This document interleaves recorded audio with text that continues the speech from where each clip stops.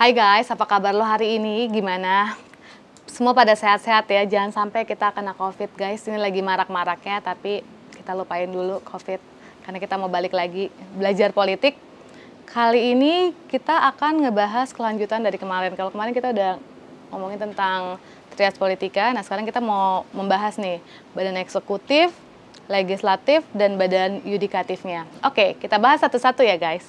Kita mulai dengan badan eksekutif. Apa sih badan eksekutif itu? Ya namanya adalah eksekutif. Jadi dia adalah mengeksekusi, sebenarnya kalau dari paham trias politika itu mengeksekusi dari apa yang sudah dibuat oleh perundang-undangan. Tapi pada perkembangannya fungsi badan eksekutif itu jadi lebih melebar gitu. Kita akan ngebahas satu-satu guys.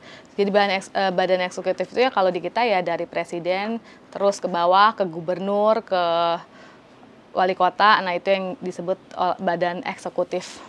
Nah apa sih wewenang badan eksekutif itu? Satu, administrasi, yaitu melaksanakan undang-undang dan perundangan lainnya dan menyelenggarakan administrasi negara. Itu fungsi administrasinya.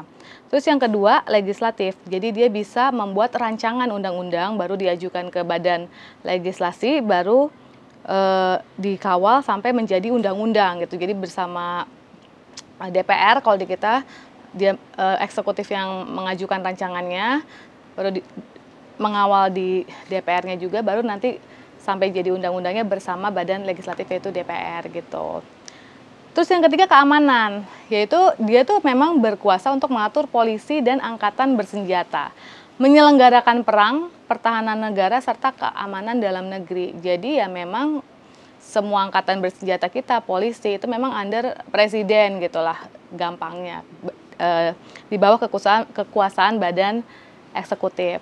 Yang ketiga fungsi yudikatif, yaitu memberi grasi, amnesti, dan sebagainya. Yang kelima, diplomatik, yaitu kekuasaan untuk menyelenggarakan hubungan diplomatik dengan negara-negara lain. Mungkin kalau yudikatif diplomatik kita nggak usah ngejelasin terlalu jauh ya. Jadi itulah 5 fungsi badan eksekutif yang ditulis oleh si Merriam Budiarjo ini. Itu fungsi yang paling pokoknya. Nah, kalau badan legislatif, nah ini fungsinya apa aja sih gitu. Nah kalau di Merriam Budiarjo dia ngejelasin yaitu satu ya fungsinya fungsi legislasi gitu. Dia memang membuat perundang-undangan dengan kalau di kita kan di DPR. Jadi seluruh undang-undang memang digodoknya di situ gitu ya untuk menentukan kebijakan apa sih yang harus diambil gitu. Misalnya kayak COVID gini. Nah kan undang-undangnya ya mereka buat gitu kebijakan apa nih yang paling bagus untuk mengatasi COVID gitu ya kan. Nah terus kedua yaitu fungsi dia mengontrol badan eksekutif tadi dalam arti menjaga agar semua tindakan badan eksekutif sesuai dengan kebijakan-kebijakan yang telah ditetapkan gitu ya. Nah dalam fungsi kontrolnya ini guys, ini ada beberapa yang lo harus tahu. Misalnya pertanyaan parlementer. Jadi badan legislatif itu berhak mengajukan pertanyaan kepada pemerintah mengenai suatu masalah. Makanya kalau emang DPR lo lihat suka pada ribut itu emang tugasnya dia tuh emang menanyakan gitu ya kalau kebijakan-kebijakan dari eksekutif misalnya dinilai tidak efektif dalam menangani bencana ini, misalnya bencana COVID gitu. Kedua, interpelasi, yaitu mempunyai hak untuk meminta keterangan kepada pemerintah mengenai suatu bidang dan badan eksekutif wajib memberi penjelasan dalam sidang pleno yang mana dibahas oleh anggota-anggota dan diakhiri dengan pemungutan suara. Terus yang ketiga itu ada hak angket, yaitu hak anggota badan legislatif untuk mengadakan penyelidikan sendiri. Untuk keperluan ini dapat dibentuk suatu panitia angket. Ya kan, jadi kan lo suka lihat tuh ya dibuat panitia kerja panja apa untuk khusus untuk suatu, memang mereka punya hak angket untuk membuat suatu bentuk kepanitiaan khusus lah dalam menangani sesuatu yang khusus juga. Yang keempat ada mosi. Nah, umumnya bahwa hak mosi merupakan hak kontrol yang paling ampuh. Jika badan legislatif menerima suatu mosi tidak percaya, maka dalam sistem parlementer kabinet harus mengundurkan diri. Kita dulu sempat tuh ya, zamannya Pak Abdurrahman Wahid, Gus Dur, itu sempat dilengserkan oleh DPR kan. Tapi ya mudah-mudahan nggak kejadian lagi ya guys ya, karena kayaknya itu akan costly banget gitu. Jadi bingung banget kayak hari ini nih. Kayaknya seolah-olah mau dilakukan dikit-dikit mosi tidak percaya. Jadi kesannya apa ya? Itu memang ada haknya dan bisa melengsarkan eksekutif gitu. Misalnya dalam hal ini presiden gitu kan ya. Tapi coba deh lo bayangin deh, cost yang harus lo bayar kalau itu terjadi gitu lah. Mas, apalagi kita kan pandemi banget nih ya.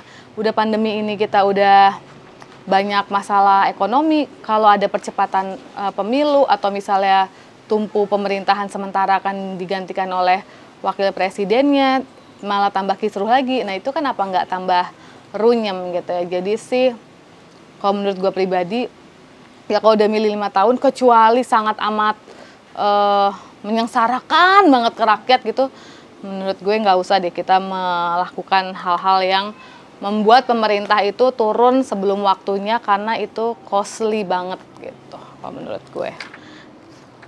Nah yang ketiga kita tentang yudikatif di Indonesia, kayak lo tahu ada MK, wewenangnya itu mengadili pada tingkat pertama dan terakhir yang keputusannya bersifat final.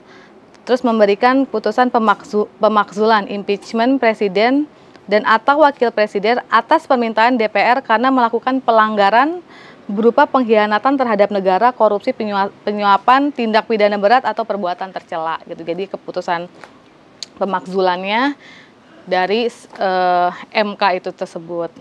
Kita juga punya MA, yaitu wewenangnya menyelenggarakan kekuasaan peradilan yang berada di lingkungan peradilan umum, militer, dan tata usaha negara.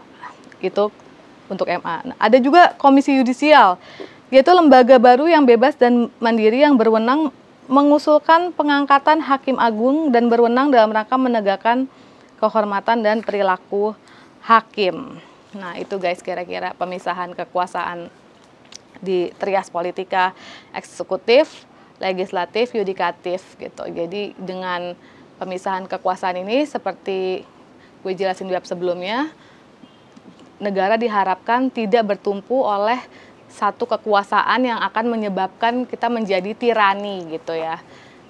So guys, gue rasa hari ini sampai situ aja, karena ini bahan yang gue yakin banget lo semua sebenarnya udah pada tahu, eksekutif, legislatif, yudikatif. Cuma ini secara lebih detail kita bahas fungsi-fungsinya, dan mudah-mudahan semua badan eksekutif, yudikatif, legislatif kita hari ini bersatu padu untuk menyelesaikan masalah COVID ini, dan kita bisa balik lagi ke normal secepatnya dan ekonomi juga bisa pulih.